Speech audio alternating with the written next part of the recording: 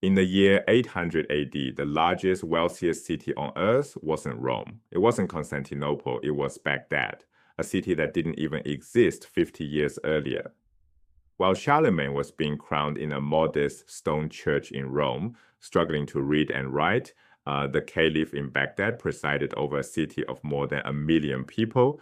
It had hospitals, libraries, a postal service, and a tax bureaucracy more sophisticated than anything Europe would build for centuries. What made this possible? To understand why, we need to look at what kind of state the Abbasid Caliphate actually was and how radically it differed from anything in Europe. Start with the Merovingians, the dynasty that ruled Frankish Gaul from the 5th to 8th centuries. In their world, wealth came from land, plunder, and military expeditions. Kings rewarded warriors with estates, power fragmented among quasi-independent local warlords. There was no meaningful commercial tax base. The economy was agrarian, subsistence level, and deeply local. Now, pivot to the Abbasid Caliphate. This was a tax state, a state that funded itself primarily through taxation of economic activity, not through land grants or plunder.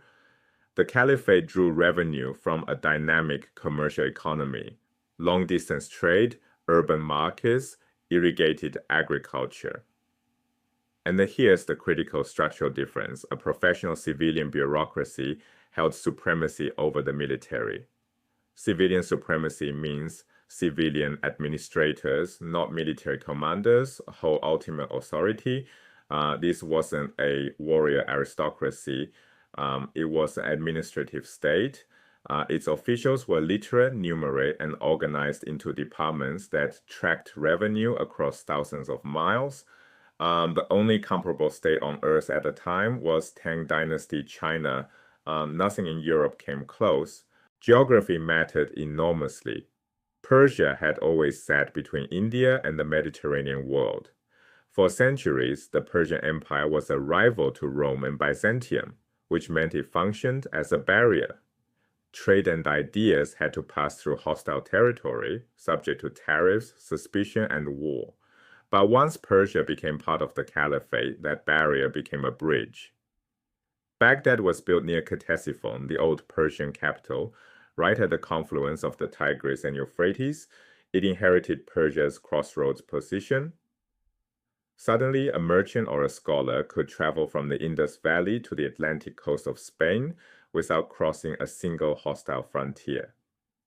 Indian mathematics, Persian astronomy, and Greek philosophy could all flow toward the same city. Goods moved the same way. Spices from India, silk from Central Asia, gold from Africa, all converging on Baghdad's markets. The Caliphate didn't just connect these worlds, fuse them into a single economic and intellectual zone. But a rich tax base and a good location don't automatically produce a golden age. Something else was happening, something about the nature of the Arab conquest itself. 4 structural factors explain why the Arabs achieved an unprecedented cultural synthesis from their conquest. The first, quick, relatively painless conquest. The Arab armies swept across the Near East and North Africa in a matter of decades. This wasn't a prolonged religious war. Existing administrative structures were often left intact. Local elites kept their positions. The machinery of government continued to function. Persian tax collectors kept collecting taxes. Now for a new sovereign. The speed of conquest meant less destruction, less disruption, and a faster return to stability. The second factor, the elimination of frontiers. Before the conquest, the Near East was divided among rival empires with fortified borders, customs barriers, and mutual hostility. The Caliphate erased all of that. Chess originated in India.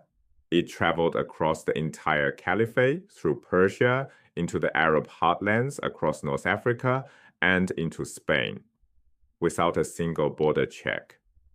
The same happened with the Indian numeral system, the numbers we still use today. Greek astronomical texts could now sit on the same library shelf as Persian star catalogs and Indian mathematical treatises. Ideas moved as freely as trade goods. Third, the elimination of linguistic boundaries. Arabic became the universal language of learning across the caliphate, not just for Muslims. Maimonides, one of the greatest Jewish philosophers in history, lived in Egypt and wrote his major works primarily in Arabic. Most Arabic Christians, Christians living under Muslim rule in medieval Spain, studied, debated, and wrote in Arabic. This wasn't forced cultural erasure, it was a shared intellectual operating system. A scholar in Cordoba could read a treatise written in Baghdad without translation. That kind of linguistic unity across such a vast territory had no parallel anywhere in the world.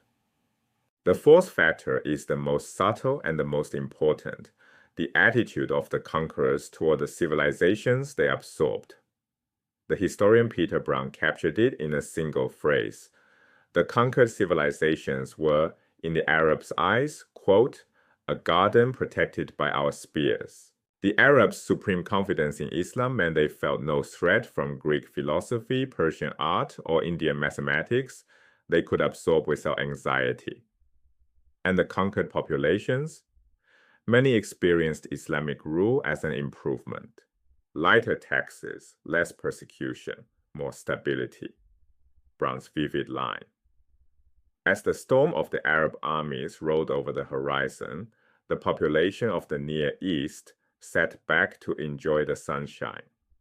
Now, contrast this with the Germanic kingdoms that inherited the Western Roman Empire. They produced no comparable cultural efflorescence. They lacked the commercial tax base. They lacked the administrative sophistication. They lacked the linguistic unity. And they lacked the confident openness to the civilizations they had conquered. Conquest alone doesn't produce a golden age. The Abbasid achievement required all four factors working together. Put all four of these factors together and you get something the world had never seen before. Baghdad became the site of an intellectual synthesis that would eventually reshape Europe itself.